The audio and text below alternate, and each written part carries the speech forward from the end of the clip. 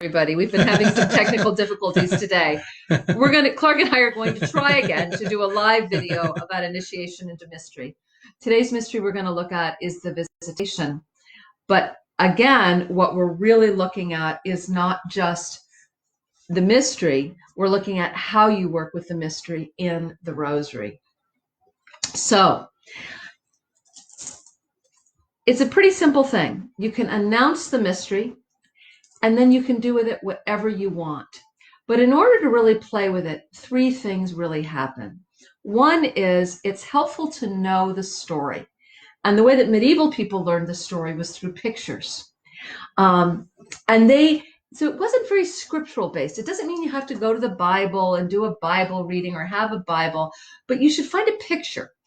Research the Visitation, look at some pictures and what's going on here.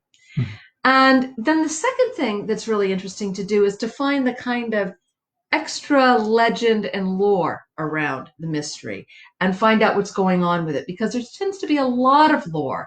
The Rosary is an oral tradition, and a lot of extra stuff was sneaking in. And so it's helpful to look at the lore of the Visitation. And then the third thing, and this is the fun place, is to begin to play, to visualize it, bring it to life, connect it to your own life, connect it to other people's lives, go wild, do whatever you want. Use your imagination, your intuition, trust your inspiration. You may be making music, and you may be making art. You may be finding you want to write based on it. And that's what we're going to do today. We're going to look at those three ways of looking at the mystery, and hopefully sort of as an initiation so that it becomes a way for you to tell your own story and make your own imaginative adventure with the Rosary.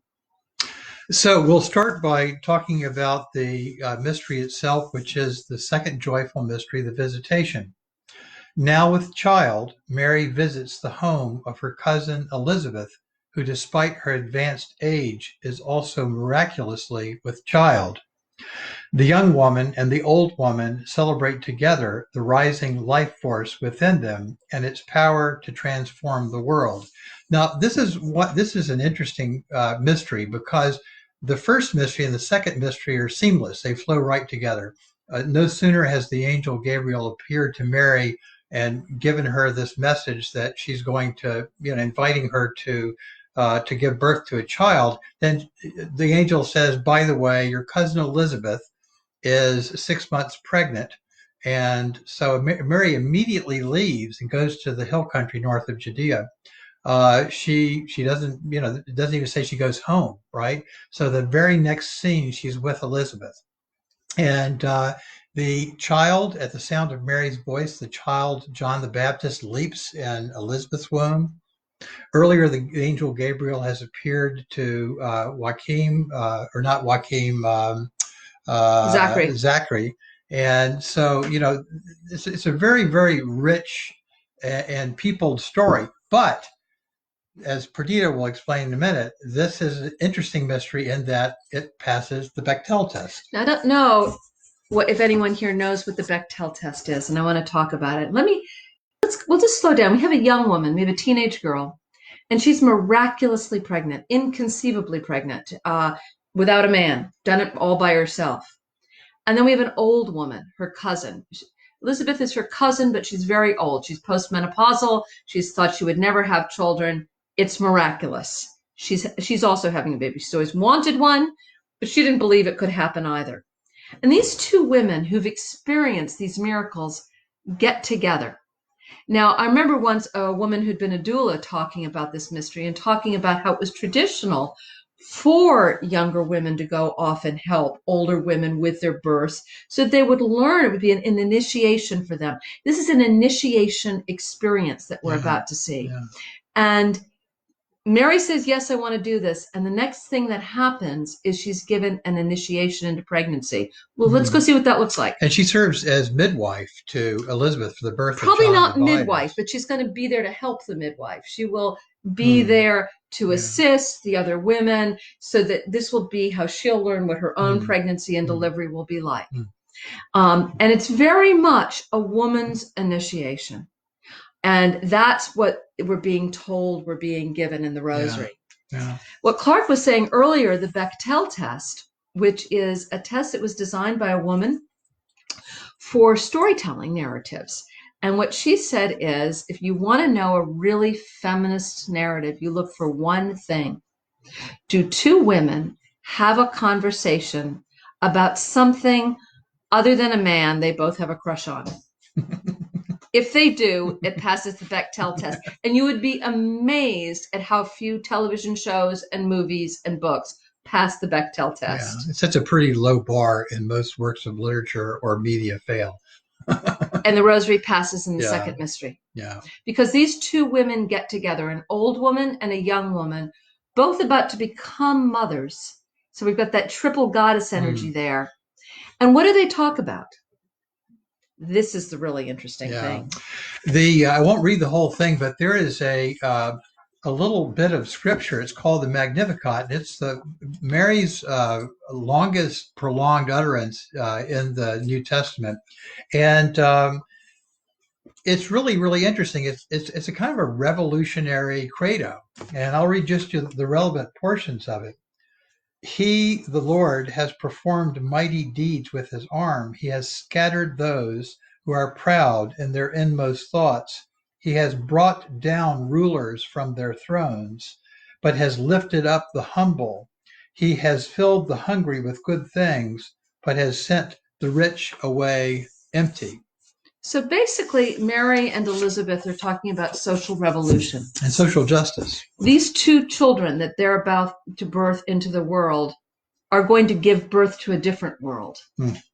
And they're hatching revolution.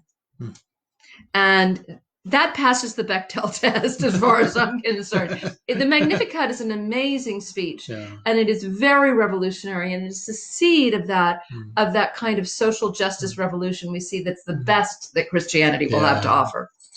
And the Visitation was one of the most popular topics for art during the Middle Ages. You see a lot of paintings of Elizabeth and Mary coming together, and some of them, it's kind of like a cutaway. You see the children in their wombs, right? And oftentimes the babies are sort of reaching out to one another and trying to touch one another. They're hugging, they're touching one another. It's a very beautiful, sensual sort of scene. It's endlessly repeated. It's also for any women here who've been pregnant, that powerful moment when you first feel the child flutter within you and move within you.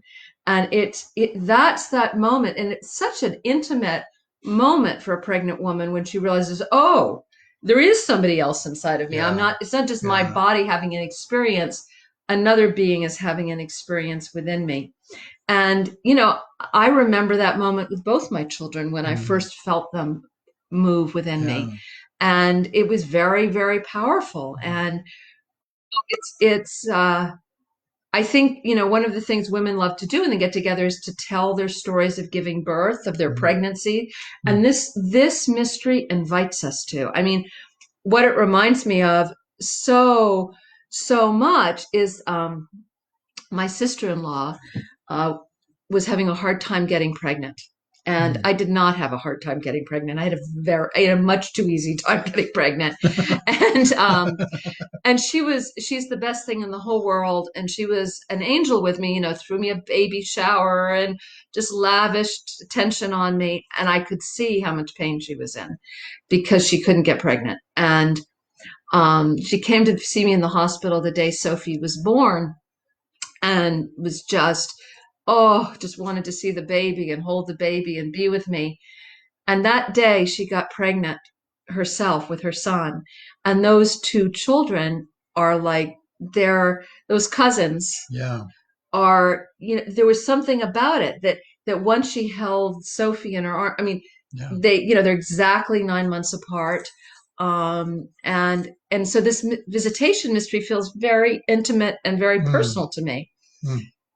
But it's also a really powerful story about women's revolution. Because what it says, and I can read it very intimately and personally and directly.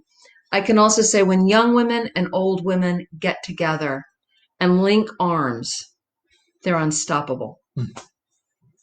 So just from a technical point of view, the Hail Mary reproduces the first two mysteries in its text. So the first part is the part spoken by the angel Gabriel to Mary, Hail Mary, full of grace, the Lord is with thee. And the second part is blessed art thou among women, and blessed is the fruit of thy womb, is spoken by Elizabeth immediately after that to Mary. So that's the scriptural origin of the Hail Mary. The second half of the prayer, Holy Hail Mary, full of grace, the Lord is with thee. Blessed art thou among women, and blessed is the fruit of thy womb, Jesus. Holy Mary, Mother of God, pray for us sinners now and at the hour of our death. Amen. That actually isn't in the Bible. It's the product of an oral tradition that grows out of the earliest form of the Hail Mary. So the Hail Mary doesn't really take its full shape until around the 15th or 16th century. The Visitation is a wonderful, it's such a rich mystery to explore.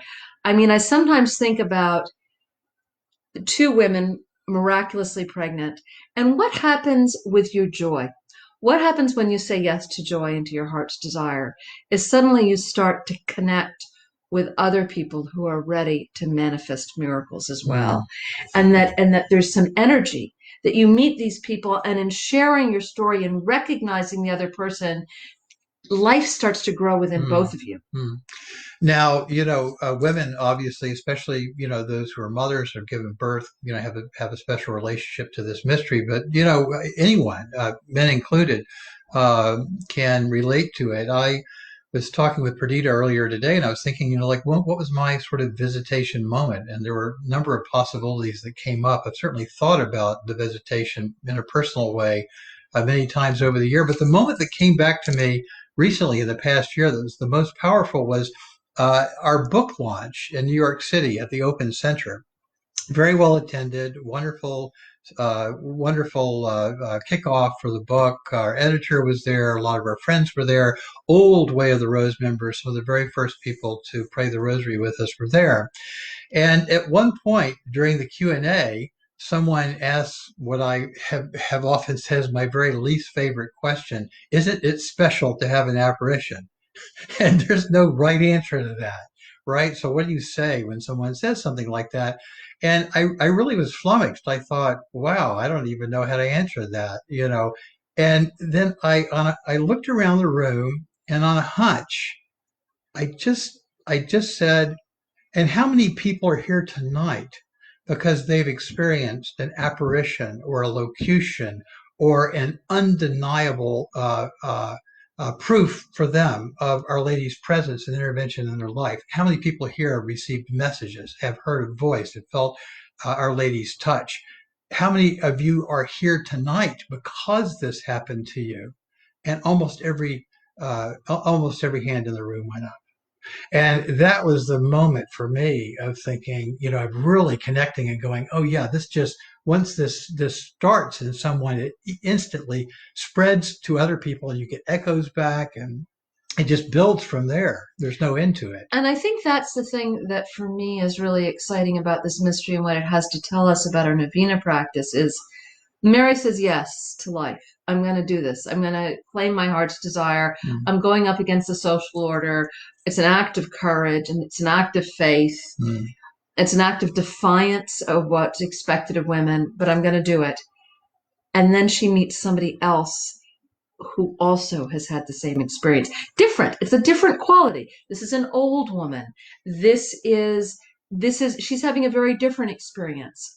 And yet they're united in their faith and their joy and their ability to claim this ability to bring forth life. It makes me often think at the very beginning of life itself, there's always a question, well, where did life begin? Suddenly we have these single-celled organisms, but we don't have just one, one becomes two, but suddenly there are a lot of ones becoming twos. And suddenly, it's not clear where it's all coming from. It's all just beginning.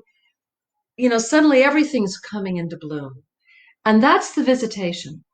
And that's that initiation into the mysteries of birth and childbirth that begins the rosary. Yeah. And, are we going to give birth to joy within ourselves? Are we going to learn how to midwife joy and miracles? Mm. One of the things we'll be asking people, we always do around this time of year, is, share your Novena miracles with us. Yeah. Because when you experience a miracle and share it, suddenly you give somebody else the confidence and courage to begin to seek and claim their own. Yeah. You have to name the miracle and you have to claim it and proclaim it. One of the there aren't too many mistakes you can make praying the rosary. You just pray it with somebody else and ask for your heart's desire, and you just learn as you go along. But there are some fairly predictable pitfalls that people will fall into. And one of them is praying for something and getting it and then saying, well, I got mine. And just like you take your toys and go home, right? The moment you receive an answer to your prayer, the thing to do is to tell someone else about it. And that's what Mary and Elizabeth do. That's They it. That's tell right. each other. I've experienced an inconceivable miracle. Yeah. And suddenly that miracle within them begins to grow and it begins to move. It changes what we sometimes call the real sphere of the world, right? We live in a world that we don't even know that we're living in a real sphere. We just assume that the world, works according to the laws of physics and science, and that's it. That's our real sphere. But the real sphere we live in is flexible, and it changes with circumstances, and it changes with belief. And the moment you experience a miracle and you claim it as such, an intervention, it doesn't have to be something really big. It can just be, this was inconceivable that this good fortune could come, or that I could have test results that were so good when the doctor had told me I was so sick, or whatever. Or I couldn't conceive and then I could. Yes, or I couldn't. Yeah, literally. You were That's told that and you that's where were. it begins. Yeah. It begins with two women being told there's no way you can have a baby. You can't have a baby without a husband, and you can't have a baby when you're old. And they say, yes, we'll do it. Here we go. Let's get this show on the road. But the moment you claim that, and the moment you share it with another person, it's like a little ripple goes to the fabric of the universe, and things become possible that previously you might not have thought were possible. Suddenly, prayers can be answered in a whole new way, and it spreads. And what I really love about this mystery, I love this old woman and this young woman together. They're cousins, but it's not a mother-daughter. There's a friendship, a quality, and the older woman is recognizing the power of the younger woman. Mm. She's saying, hey, the Lord, Hail Mary, blessed art thou among women, and blessed is the fruit of thy womb. She said, wow, you did it. Yeah. And she looks at her and she gives Mary her first recognition and her first power. And I feel like that's part of my responsibility as an older middle-aged woman, is to look at these young women and recognize the goddess within them and to help them claim their power. But of course, I also want to be recognized. We want an exchange. We want to feel that kind of fertility between us that becomes possible. Yeah. And so often younger and older women have been divided from each other and divided from the power of that connection. And so this is a really powerful place where the rosary begins. I mean, if you want to talk about a feminine, what it must have been like as a woman in the Middle Ages to pray this mystery. Wow. Wow. Yeah, it's interesting because I think we mentioned this last week, and this will be a theme we'll return to again and again as we talk about the mysteries. Uh, the Catholic Church has used the Rosary for a long time, and the Rosary mysteries to tell women to be modest and meek and compliant. Basically, they offer a vision of Mary as a girl who gets with the program and does as she's told.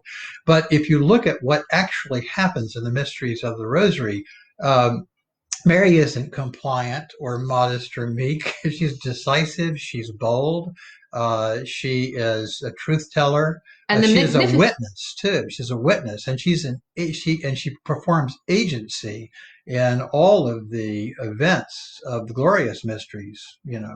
So and here empowered by her cousin, she gives birth to this statement about social justice. Yeah. And she says, no more rich and poor. The rich are going to be brought low. Yeah. And enough. And moreover, she's given what she needs through her experience. She stays with Elizabeth for 3 months until the birth of her child, and whether she participates, we aren't really told whether to what degree she participates as a midwife or not. Well, we know thanks to our daughter, who did a lot of research on Palestinian birth practices early for her novel, right. That Yeah. In fact Mary would have participated. There would have been a group of younger women who would have been singing. And the songs would help the woman during labor. There would be midwives and older women who were actually doing the midwifery, but the younger women who were pregnant were there to kind of, learn, be ready. Again, initiation. But what I was going to say is that Mary, this stands Mary in good stead, because there's no mention in the scriptural parts or in any of the art that anyone is present for the birth of Mary's child, so that she, carries within her the lore and the wisdom of this experience that she's had with Elizabeth, so that she's able to give birth to her own child with minimal assistance. And we see here too how the rosary itself was being developed through conversations, oral scripture between older women and younger women. They're giving birth to revolution with these beads. And that's why that becomes the second mystery, because they're hiding things and we see them.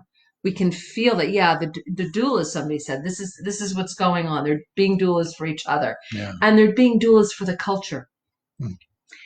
And we are doulas and that's the kind of work we do in Way of the Rose.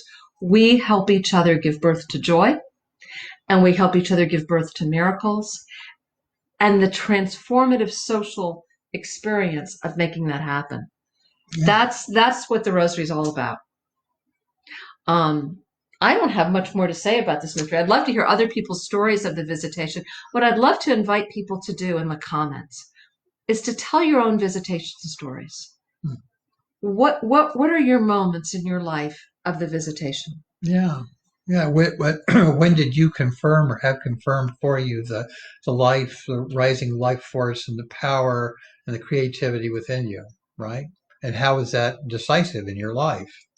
It may have been with an actual child. It may be an actual literal pregnancy, or it may be the birth of a project or an event or a path in life. Yeah. There are a lot of things. Or was there ever an older woman or a younger woman who created a moment of initiation? Or an older man and or a younger man. Exactly. It's not even, I mean, the gender seems very important in this mystery, I think, and indeed it is, but we're invited to imaginatively to participate in it and to write ourselves into the story.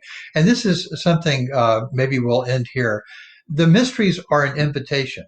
They are an invitation to imagination. They're an invitation to participation. They're an invitation to wonder.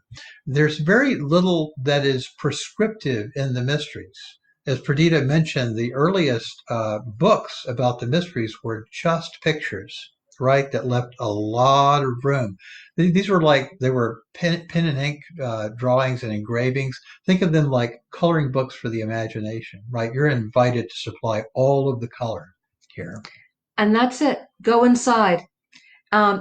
You announce the mystery, and then you say the Our Father, and then you disappear into your imagination and into your heart with the 10 Hail Marys. You resurface for Glory Be 10 Hail Marys later. And whatever happens, a lot of magic can happen. Yeah. And you can find yourself suddenly having a conversation. Oh, maybe this is the moment I need to look for the older people in my life having miracles. Or maybe this is the moment I need to find the younger people having miracles and recognize that. And there's no oversight here, and there never has been. The priest will write books about the mysteries, saying like how you're supposed to meditate on them and all that, but none of that is really a part of the Rosary tradition. Rosary tradition says basically, what happens in the Rosary stays in the Rosary, unless you decide to share it. But that's up to you. And I'd love to see people. My dream is that people will start sharing their own artwork, poetry, songs, stories of each of these mysteries, and we will create here at Way of the Rose a really radical new mystery tradition and replicate those fantastic picture books of the Middle Ages. Right. I think that's it. That's Thanks, it. everybody. Thanks, and so thanks much. for your patience in the beginning with our technical issues. We've got it now. Thanks a lot. Bye-bye. Bye-bye. See you next week.